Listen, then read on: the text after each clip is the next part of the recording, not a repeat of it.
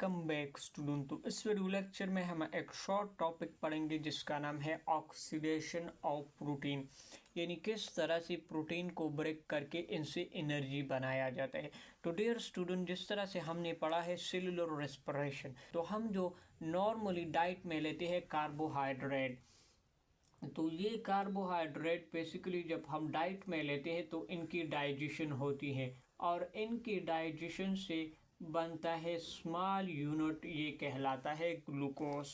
यानी कार्बोहाइड्रेट की जब डाइजेशन होती है तो इनसे बनाया जाता है ग्लूकोज मॉलिक्यूल। अब ये जो ग्लूकोज है इनको ब्रेक किया जाता है थ्रू द सेलुलर पाथवे। जैसे फर्स्ट हमारे पास है ग्लाइकोलिसिस, तो ग्लाइकोलिसिस में इस ग्लूकोज को ब्रेक करके इनसे टू मॉलिक्यूल ऑफ पायरुवेट बनाया जाता है, तो ये कहलाता है ग्लाइकोलिसिस, जो कि हमने ऑलरेडी रेस्पिरेशन में पढ़ा है। इस स्टेप को हम कहते हैं glycolysis.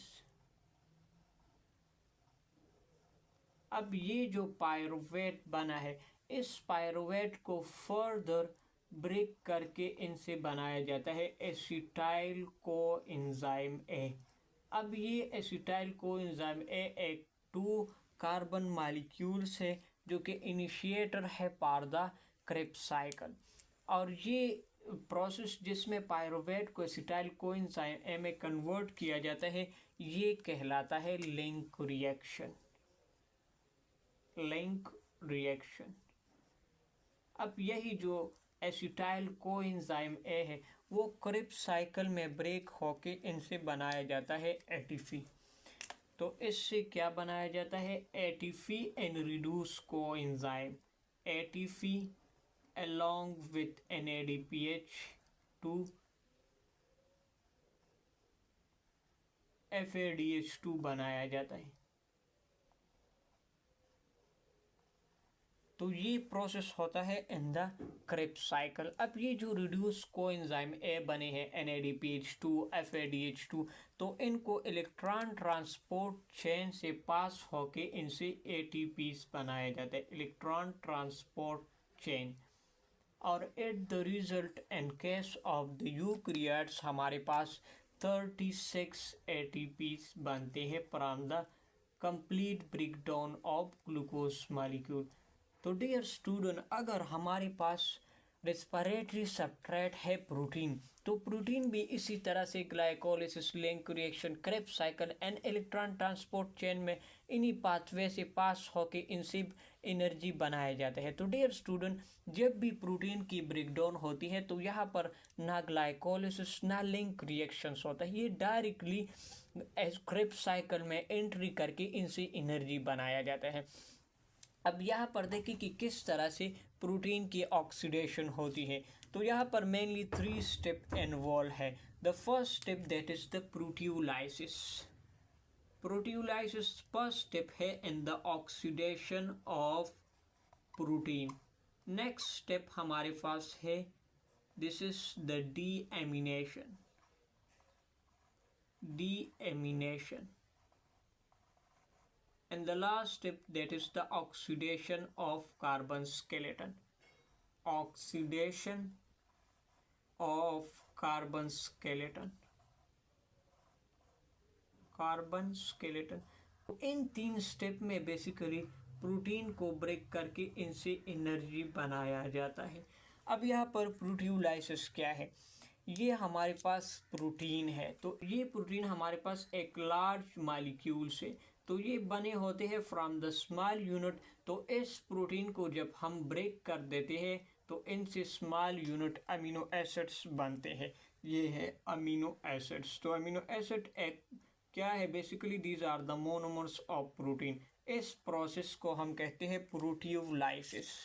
Proteolysis basically the breakdown of protein and to the amino acid, इसको हम प्रोटियोलाइसिस और सिंपली आप हाइड्रोलिसिस भी इसे कह सकते हैं। अब ये जो अमीनो एसिड्स है इनको इनकी फर्दर डीएमिनेशन होती है और इनसे बनता है कार्बन स्केलेटन। Carbon skeleton. अब ये प्रोसेस कहलाता है डीएमिनेशन। यानी the removal of amino group from the amino acid, this is called as deamination. अब यहाँ पर देखिए अमीनो एसिड का नॉर्मल स्ट्रक्चर में होता है एक अमीनो ग्रुप NH2, सेंटर में कार्बन है और यहाँ पर इसके राइट साइड में कार्बोक्सिलिक एसिड ग्रुप होता है, यहाँ पर एक हाइड्रोजन है एंड नीचे यहाँ पर अल्काइल ग्रुप है। तो ये जनरलाइज स्ट्रक्चर है अमीनो एसिड के। तो अमीनो एसिड की जब भी डीएमिनेशन होती है यानी ये अमाइनो ग्रुप जब रिमूव होता है तो इस प्रोसेस को हम डीएमिनेशन कहते हैं। और ये amino group basically in the form of NH3 ammonia की फॉर्म में रिलीज होता है। अब ये जो remaining part of the amino acid है ये कहलाता है कार्बन स्केलेटन। अब यही कार्बन स्केलेटन की फर्दर एंट्री होती है ग्लाइकोलिसिस में और इनसे एनर्जी बनाया जाता है। अब क्वेश्चन ये है कि ये जो कार्बन स्केलेटन है ये कहाँ पर क्रिब्स साइकिल में एंट्री करेगा, क्योंकि क्रिब्स साइकिल में डिफरेंट इंटरमीडिएट सब्सटेंस होते हैं, तो ये कहाँ पर एंट्री करेगा। देखिए ये बेसिकली डिसाइड करेगा the number of carbon in the amino acid, कि कार्बन नंबर अमीनो एसिड में कितने हैं। लेट्स सपोज मैं एक प्रोटीन लेता हूँ और इस प्रोटीन के जब ब्रेकडाउन होती है यानी प्रोटोलाइसिस या हाइड्रोलिसिस होती है, इनसे बनता है एस्पार्टेट या एस्पार्टिक एसिड। लेट सपोज ये मैं एग्जांपल के तौर पर ले रहा हूँ, एस्पार्टेट या एस्पार्टिक एसिड बनता है। यही एस्पार्टिक एसिड की फर्दर डीएमिनेशन होती है, यहाँ पर कार्बन स्केलेटन बन जाता है।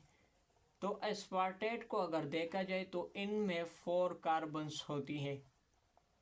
सो एस्पार्टेट फोर्स 4 कार्बन। तो ये एस्पार्टेट यहाँ पर एंट्री करेगा इन द एक्सोरिक एसिटेट और ऑक्जेलो एसिटिक एसिड। तो ये carbon skeleton of the aspartate यहाँ पर एंट्री करेगा और क्रिब्स साइकिल में इनसे एनर्जी बनाया जाता है। लेट सपोज अगर प्रोटीन की ब्रेकडाउन हुई, हमारे पास आया अमीनो एसिड ग्लूटामिक एसिड या ग्लूटामेट और ग्लूटामिक एसिड। तो ये अमीनो एसिड्स की डीएमिनेशन होती है और डीएमिनेशन की रिजल्ट में कार्बन स्केलेटन बन जाता है। अब अगर ग्लूटामेट को देखा जाए तो इनमें कार्बन होती है 5। तो ये 5 कार्बन होती है इन द ग्लूटामेट और ग्लूटामिक एसिड। तो ये ग्लूटामेट यहाँ पर अल्फा कीटो ग्लूटरेट में एंट्री करके इनसे ग्लाइकोलिसिस में एनर्जी बनाया जाता है। So this is actually A short topic of the oxidation of protein. अब कार्बन स्केलेटन की किस तरह से कैटाबॉलिज्म्स होती हैं, यह हाई लेवल के टॉपिक्स है जिसको ऑलरेडी मैंने कवर भी किया है, लेकिन ये टॉपिक बेसिकली FSC लेवल के लिए है, तो यहाँ पर मैंने शॉर्टली इनको डिस्कस किया। आई थिंक आपको ये लेक्चर समझ आया होगा। फिर भी अगर कोई क्वेश्चन है तो आप कमेंट सेक्शन में पूछ सकते हैं। Thank you so much.